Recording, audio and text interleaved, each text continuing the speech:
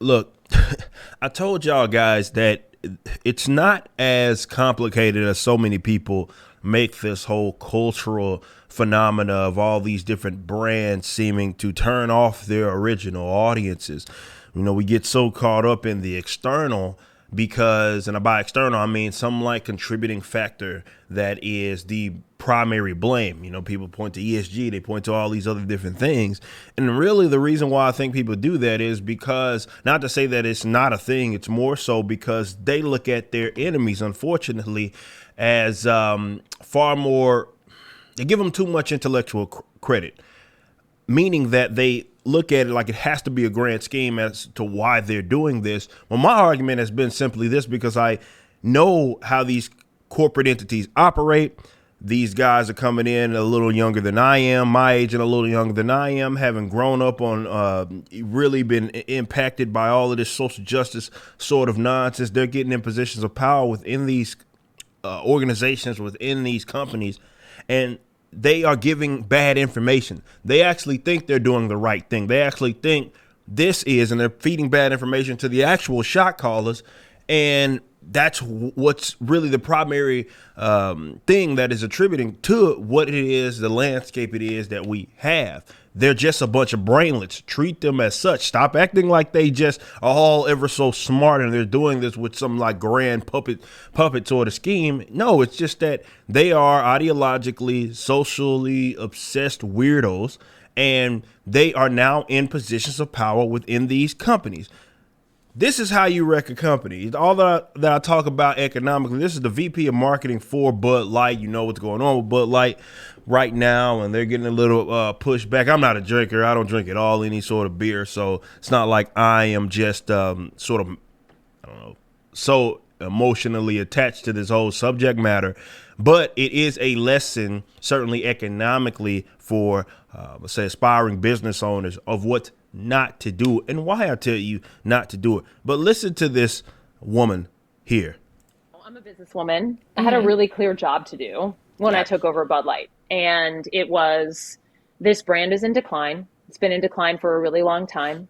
And if we do not attract young drinkers to come and drink this brand, there will be no future for Bud Light. So I had this super clear. Okay, so her claim is that she was brought in because Bud Light was particularly on the decline, and she's a businesswoman, as she claims, and that's why she's here.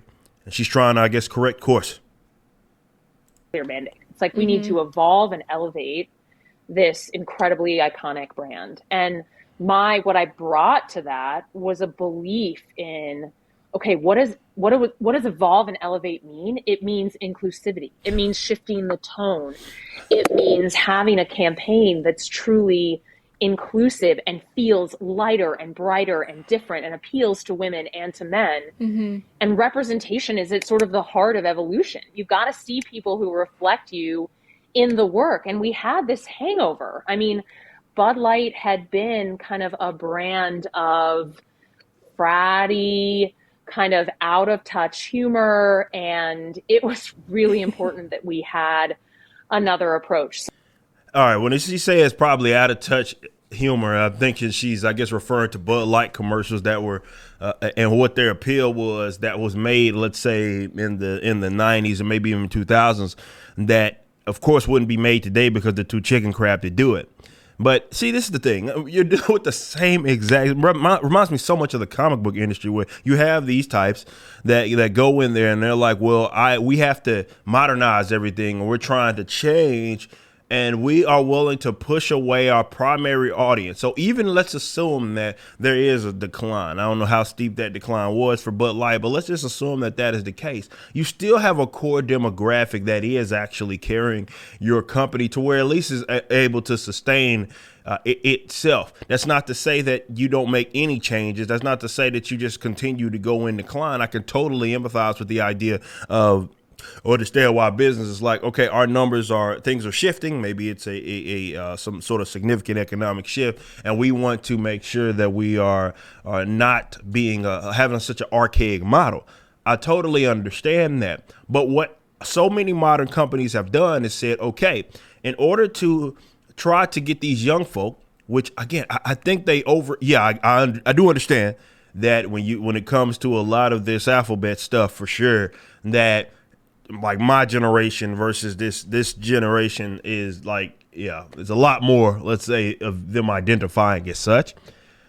But you're not going to change the fact that your core demographic, which she acts as if she doesn't like this. She talks about the fratty, all of that sort of stuff, which is really what that was appealing to, and that's who really drunk. But like college, it's funny, like young people talking about college kids and stuff like that. So she's looking at it like, if we signal to these people, then this is going to help the brand and inclusivity and representation. You have to see like all of that sort of stuff is what's going to have it be some sort of increase. And as it's looked, when you consider the backlash, it doesn't look like they've done good for themselves with their recent, let's say, attempts. Okay.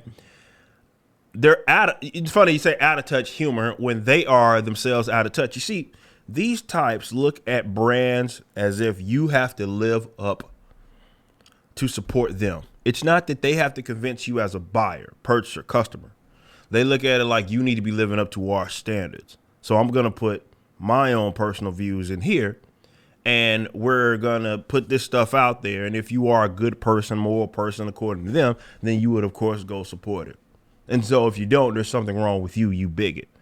These people have infiltrated seemingly all of these different companies. If you go, don't take my word for anything. The companies that do make their stuff public, go look at like who their VPs of in terms of mark. All that stuff starts to make sense. I remember talking about this with DC and like more so Warner. Like all of this stuff starts to make sense when you consider who's in these positions. It's not as complicated as so many other people make it.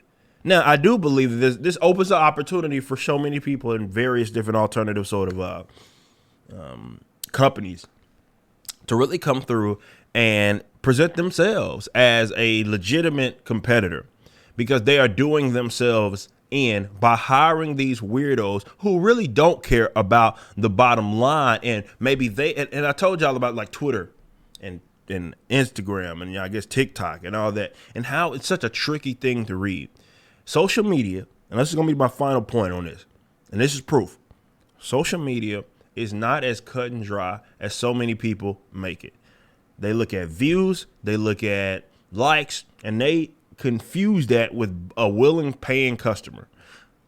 That's not how it works. You have to be able to decode sort of what the demographic is, and if that enthusiasm is actually genuine. It's a difficult thing, and a lot of these neon haired colored weirdos are coming out in these that are getting these like positions.